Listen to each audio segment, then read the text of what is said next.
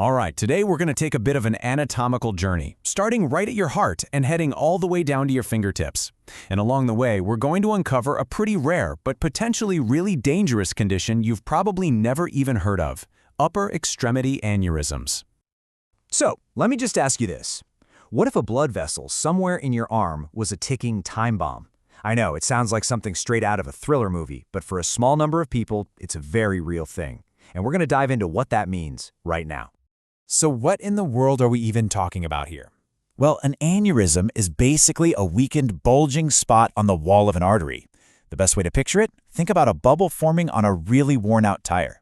That bubble is a weak spot. It could burst, right? Or it could cause dangerous blockages by throwing off little clots.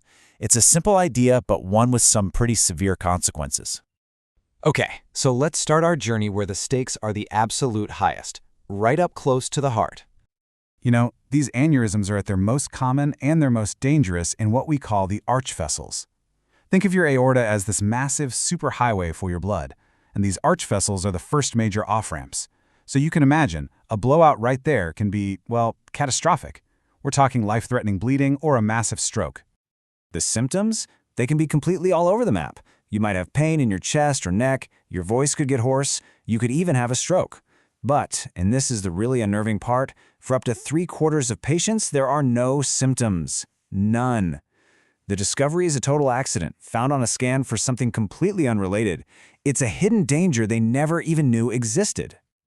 And you know, the history of treating these is dramatic, and to be honest, pretty grim. The very first attempt, back in 1818, the patient bled to death. Then you have a so-called successful repair in 1864, but that failed 10 years later. It actually took until 1892 for the first truly successful lasting fix. This isn't just a history lesson, it's a really stark reminder of just how difficult this problem is to solve, and it makes you really appreciate how far we've come.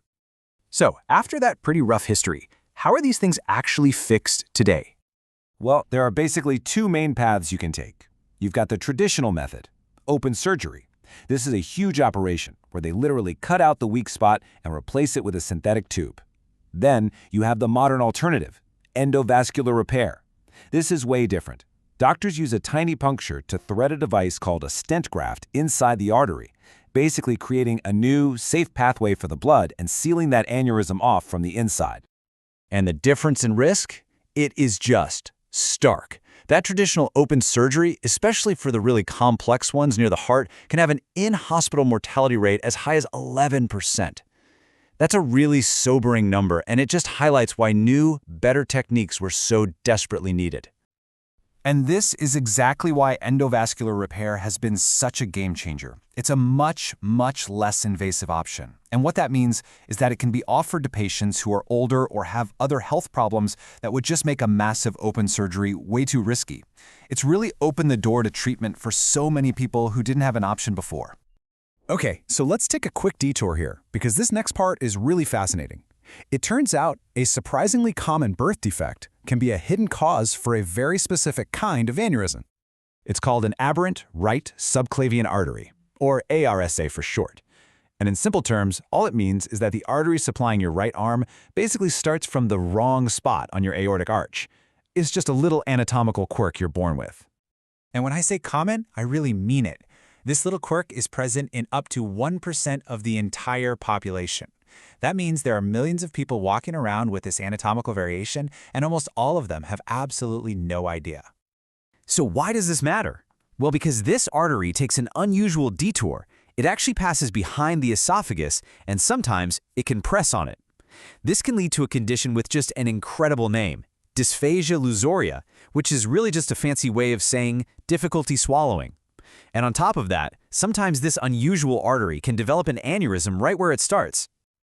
All right, let's continue our journey down the arm. We've seen how these can form from disease or birth defects, but sometimes they're caused by something much more direct: trauma. I want you to picture a Major League Baseball pitcher. That repetitive, incredibly forceful throwing motion, done thousands and thousands of times, can actually damage the axillary artery in their shoulder. That constant stretching and compressing can weaken the artery wall, lead to an aneurysm, and even send clots flying down into the hand. And it's not just high-performance athletes either. Someone who has to use crutches for a really long time could also be at risk. That constant pressure from the crutch, right there under the armpit, can cause blunt trauma to that same artery over time, leading to the exact same problem. And sometimes, believe it or not, these injuries can be an unintentional side effect of a medical procedure. The technical term is iatrogenic. So, for example, if the little puncture from a catheter doesn't heal just right, it can form what's called a false aneurysm. It's basically a contained leak that balloons out right next to the artery. It's a known, though rare, complication.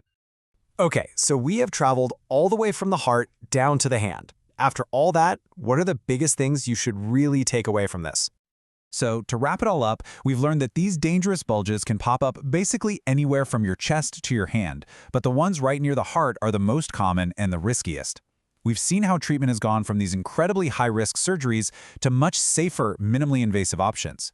And we've learned that the cause can be hidden, like a common birth defect, or it can come from direct, repetitive trauma from things you might not expect, like sports, or even just using crutches. And that really brings us to a final, interesting question. We've seen this clear trend, right, away from these bloody, high-risk operations and toward these elegant, minimally invasive solutions. So it really makes you wonder, as this technology keeps getting better and better, are we going to reach a day when open surgery for these things is just a thing of the past, a relic of medical history? It's a pretty fascinating thought to end on.